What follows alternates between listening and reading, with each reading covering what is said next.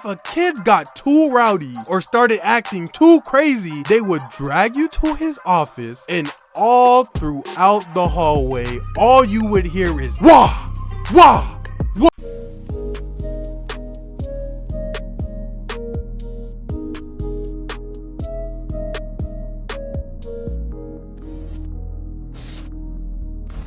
Do I think schools should bring back punishments? Absolutely. I just watched a video of a girl putting her teacher in a headlock just for taking her cell phone, and I'm letting you know right now, if I gotta turn into Carl Anthony Towns just because you crackheads want your cell phone, the next place you guys are gonna hear from me is from a cell phone. I'm going to jail. Kids are too big these days to not have some sort of enforcement. I'm not saying hit them, but I should be able to press a button that airplane ejects them out of a classroom if they don't listen. Because back in my day, they never let us get away with any of that nonsense. So here are the most unusual punishments I've ever seen, and we're gonna rank them from S tier to F tier, and the calculations are fully based off vibes and not data. Okay, let's go. First on the list, dunce cap or dunce cap. For those of you that don't know what it is, when kids acted dumb or actually were dumb in class, they put a pointy hat on your head so that the other kids will laugh at you in hopes that the embarrassment would motivate you to be better. I'm gonna give this one a D because a nigga like me who got made fun of for being dark skinned is not feeling the jokes the kids are throwing at me for being stupid. I had a kid take the little rope from his backpack straps and started hitting me in the back with it, telling me to get back to work before he gets the massa. And personally, that was my canon event. He had all the O's laughing. Second up, we got silent lunch. This is another low ranking one in my opinion, so I'm gonna give it a solid F tier. As a nigga who wants nothing more than to not interact with other niggas, silent lunch was less like a curse and more like a blessing. I remember seeing kids getting silent lunch and I would be jealous because I wanted to have it, and that's not how a punishment's supposed to feel. The only problem was that to get silent lunch, you would typically have to yap more than a Bruce drop 'em off apology video, and I'm not doing that. I only had silent lunch one time in my life. Until this day, I've never taken a better nap on a desk. Third on this list is a good one. Okay, we got no recess. I'm gonna go ahead and give this one a S tier. As a little boy, there's nothing more important than going to recess and racing the other guys to see who's the fastest and assert dominance. So not being able to do that because you got in trouble in class is basically social sabotage, which also kind of ties into another school punishment, no after school activities. This is an A tier punishment, just like the recess. Only reason it isn't S tier is because even though I wanted to play the sport, I never wanted to go to practice. Bro,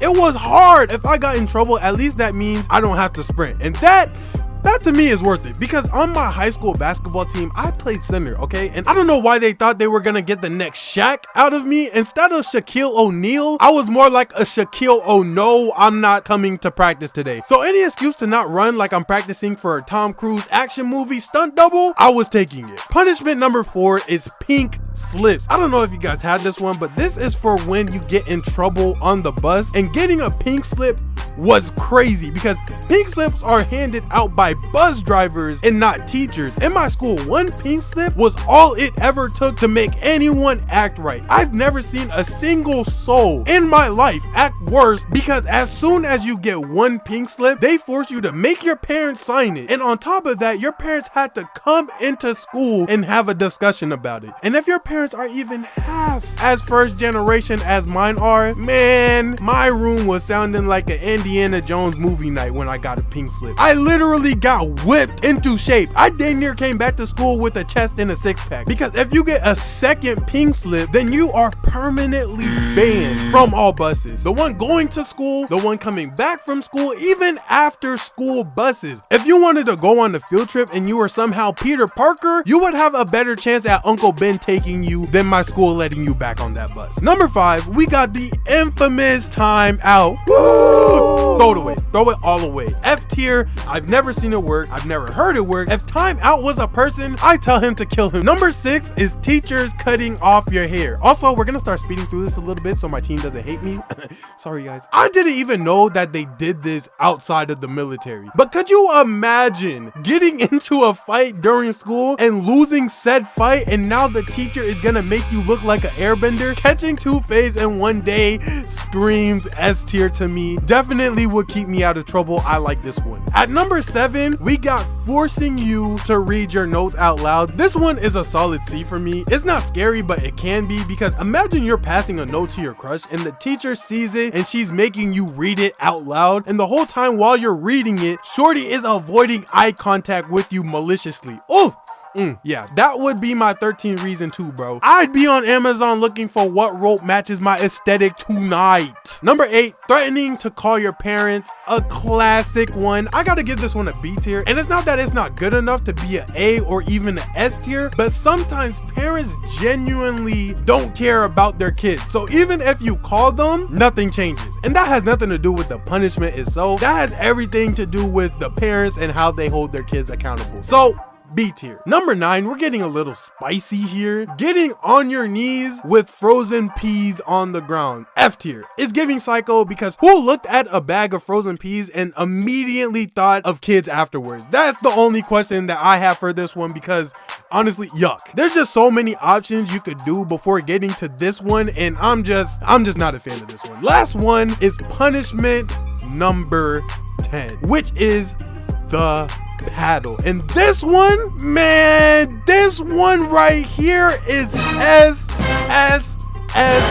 tier, purely because of how absolutely terrified everyone was of this punishment. In my old elementary school, we had this huge principal. I'm talking about huge. For context, one day a deer somehow wandered into our field during recess. He killed it. He killed the deer. This guy had about a 2-foot long, 2-foot wide paddle made of wood so strong you couldn't break it even if you wanted to. And the paddle was kept in his office inside of a case only for his use. And if a kid got too rowdy or started acting too crazy, they would drag you to his office, and all throughout the hallway, all you would hear is wah, wah, wah, and kids are crying. He still doesn't care. Wah, wah, wah, which is crazy, but that was the most academically successful school that I ever attended. I'm pretty sure it was one of, if not the best school in that county. So take it how you want it. I don't know. But to be clear, I'm not saying this is the right way to operate a school. Matter of fact, none of these are, because the decision falls on the shoulder of you, the person. Parents in schools can guide you, instilling things like respect and compassion, yet the core of who you are is in the choices you make daily. Choosing to be good isn't instantly rewarding, and in a world that values shortcuts, being a bad person seems beneficial. But remember, being good is like a promise of being a better person yourself and making the world a better place. So when you have the option to take the easy route or stand on business for what you know is right, just know your decision does change the world. The true reward isn't in personal satisfaction, but in knowing you're making a positive difference, one choice at a time. With that being said, it's a wrap. Fade to black.